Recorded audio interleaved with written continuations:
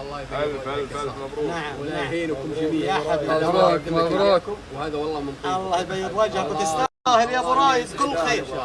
الله يرفع قدرك. انت يا حبيبي انت اللي تزيد النجم. الله يرفع ايوه ابو عليك وعز من جانا. اقسم بالله انك اسعدتنا وفرحتنا ودخلت عليك وانت تستاهل كل خير لانك حبيب للكل.